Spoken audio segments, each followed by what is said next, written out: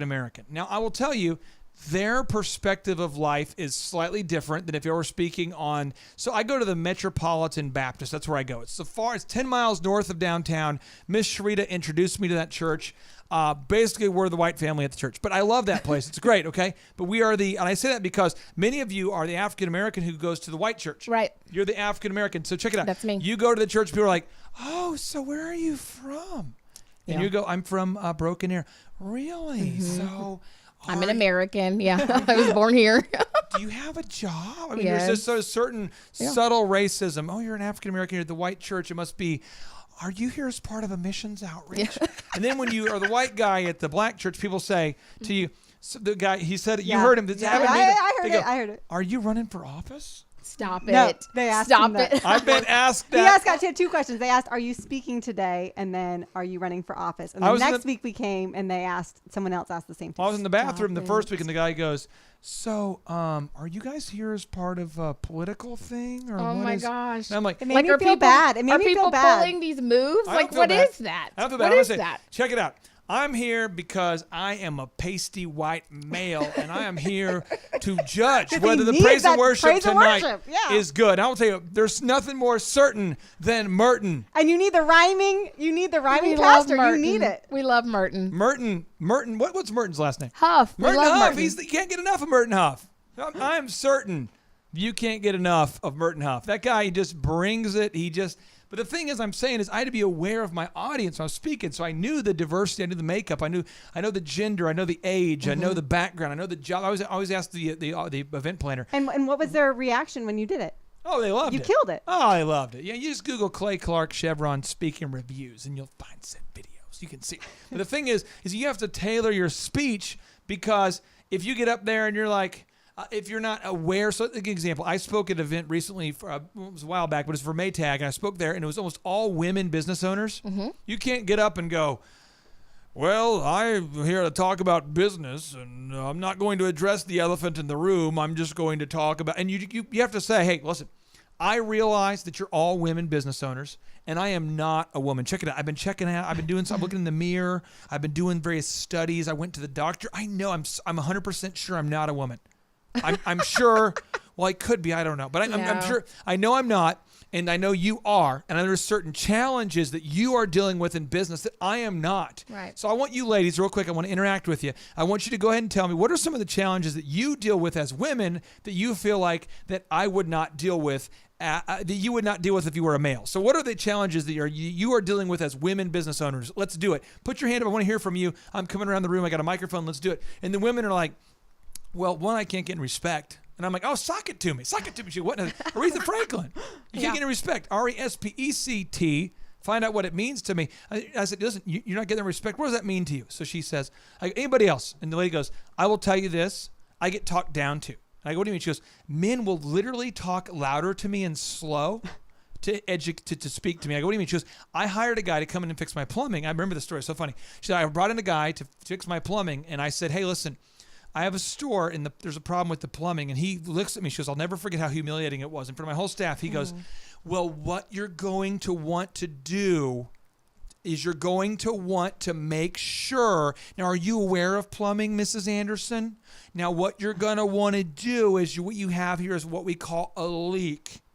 And she's like, are you kidding me? But they're talking down to her because she's a woman. Yeah.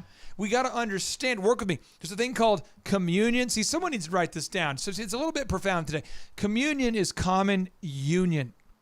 So before you move on with your audience, you must build rapport, or you can move on no more. Oh, you got to build rapport before you build on. You can't move on. So you got to build that rapport, because if you don't build that rapport, the audience hasn't had that common union with you.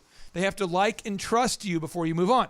So you must absolutely speak about something that you've earned the right to talk about. So I had looked up all of the challenges that women deal with. Yeah. I got about 3 volunteers, and I said, hey, there's 5 more reasons that we didn't say, and I'm going to read you off. Statistically, women business owners, according to Wall Street Journal, said, and they're all going, oh my gosh, he knows us. Yeah. Now I've earned the respect. Now we move on. That's how it works. So notable quotable, only the prepared speaker deserves to be confident. Now I'm going to give you another notable quotable that blows my mind. That blows my mind here. Okay, check it out.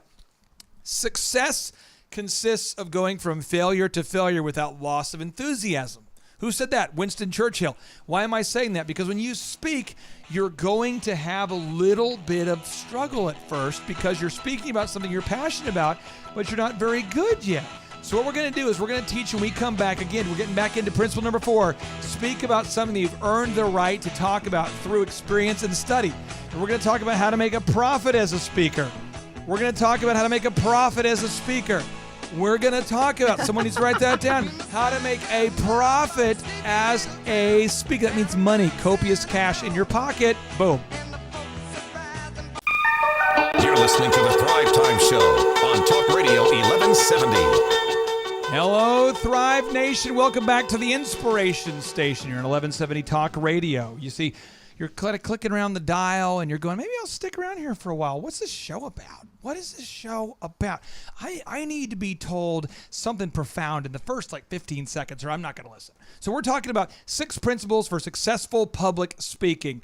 Why do you need to know this? Because the world's top earners are all effective speakers. I repeat to you, this is what the election is. This is what the election is. Let's all get together and vote based off of who's the best speaker. That's what it is. True. I'm going to tell you what. Ronald Reagan, effective speaker. President Obama, effective speaker. Now, if you read the lives of each person, are they perfect? No. But if they're an effective speaker, oh, you love them. The biggest church in America, Pastor Joel Osteen, great speaker. Best talk show host, Oprah. Best technology dude, Steve Jobs, right? Those are all great speakers. If you can speak, you can change that game. The thing is, it's a learnable skill. You can do it. We're teaching these 6 principles. We talked about principle number 1, which is predetermine in your mind what success looks like. We talked about principle number 2. If you missed it, you can go to thrivetimeshow.com. You can hear it again on the podcast version. Principle number 2, seize every opportunity to practice. Principle number 3, prepare in the proper way. You want to prepare in the proper way. You want to get it right. Principle number 4, speak about something that you've earned the right to talk about through your experience and study. Miss Sharita, you had a question off air, so go ahead like you just don't care. Ask us. Sure. I was thinking about the word earned there, like you've earned the right. And I just wanted to touch on that and ask you guys, what are things that you would say you've earned the right? Because I think sometimes you see people talking about things and it's like maybe they haven't been through it or researched it. What have you earned the right to speak about? I will say this. One, I've learned to speak about recently. 6 weeks ago, almost 7, my dad passed away from ALS. And I talked to a Thriver the other day and they said they've just lost their mom to multiple sclerosis. And he said, I was so inspired by hearing how you went to work every day because I wanted to not show up. And my employees were telling me you should take a day off. But if I did, I realized I wouldn't make payroll. Yeah. And that was like what I needed to hear. So I could say speaking through adversity, talking about, adversity and work, starting a business out of your dorm room, starting a business with no startup capital. I could say how to build a multi-million-dollar business. I could teach you that, how to build a successful wedding business, time management, PR, marketing. The thing is, I own so many different businesses and am involved in a lot. There's not a business topic that I can't really talk about in that regards. But when you're saying earn the right, you're just so people understand, it's what you've lived through and experienced. I think it's anything that you've either experienced, you're passionate about, or you're studied up on. I'm going to disagree. Oh, yeah, there we go. The final one. You have to know 10 times more than the person in the audience. So listen, one of our producers here, Sam, codename Sam Parker. He's sort of a big deal. Literally, his hands are so strong that I want to agree with everything he says. He's the Viking. And he's married to a lady, sweet lady, and I think she lives in fear of just your incredible strength because you're so nice, you're like a gentle giant, but it's like, at any point, he could just, that's it, I'm going to rip the head off of it's all over. He could rip the head off an animal, and he's powerful. He's got these laser eyes. He's powerful. He's got a beard, and he can lift over his body with his shoulders. Sam, how much can we lift? Is over 300 pounds over your shoulders? Oh, yeah.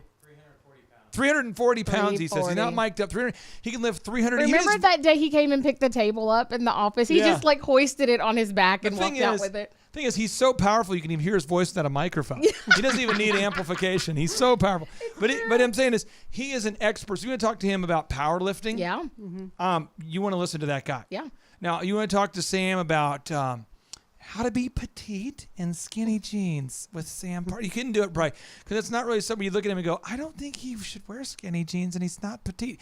He's a beautiful man. He's a big, beautiful man. He looks like he's an extra from like a Braveheart movie. He's just awesome. I love the guy. He inspires confidence. Yeah, he does. And you're around him, you're like, I feel safe. We can do everything. Yeah. The other day, I was having a rough day, and I walked over, and I didn't say it, but I said it mentally, and I know he heard it. I said, "Just hold me, Sam. Just hold me. Make me feel safe." I'm just saying, though, seriously, he's an expert in that area. Yeah. Now, my wife has cheered for a high school cheerleading team where they won multiple championships. Where did you cheer at there, Vanessa? DuPont Manual. Where's DuPont Manual for the people that aren't big cheer people? Louisville, Kentucky. But I agree. So it's something that you've experienced. Yeah. You can speak on. Something you're passionate about, maybe that you've lived, or a life lesson. But you have to know 10 times more than the audience. Yeah, or something you're studied up on. Well, I think if you've lived it, you have learned 10 times more. If you lived a life lesson and you got something in your soul from that, you can speak to it and people can receive it. I'm not arguing with it. What I am going to argue about, and it's a very respectful. I will argue. It's a loving argument. I hate going to a church service where the pastor, I hate going to a speaking event where the speaker, they're so knowledgeable. This is their talk. Well, we are going to talk today about a subject that is it's not so much important as it is profound. Well, profundity. Profound comes from the Greek word meaning profound. And you just are like, stop it. Quit talking down to me. Quit talking like you're God's, like you're everyone else in the audience. They're not communicating effectively. I'm saying for someone, if they have something they're passionate about and they can communicate effectively the idea that they're passionate about, not drawing it out or making it a huge production, but I think to the point is like, just you can't come there and be passionate, but you haven't prepared. That's right. So you're saying like you have to study, you have to do that. Now, when you speak about something you've earned the right to talk about, check it out. People will pay you if you can teach them something. Check it out, that they can do.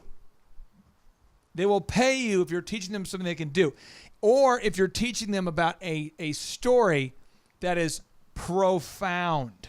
So if you're a former NFL player and you're going to talk about what it's like to play and live through concussions, that's like a headline story. If you climbed Mount Everest, but if you're like, I have 7 tips for organizing my garage, really how to kind of organize the garage. But basically, I've never done it, but I will tell you, and no one's going to pay for that. Right. So I want you to look up problems tonight that the world has, and if you can become an expert in a problem that many people have, like time management, like how to sell something, like marketing, like search engine, like marriage, family, something that everybody is. If it's a universal problem that many people have, if you get an audience of 250 people and they all paid you $5 each, bam, you're making some money. So you want to talk about something that the world is seeking the answers to.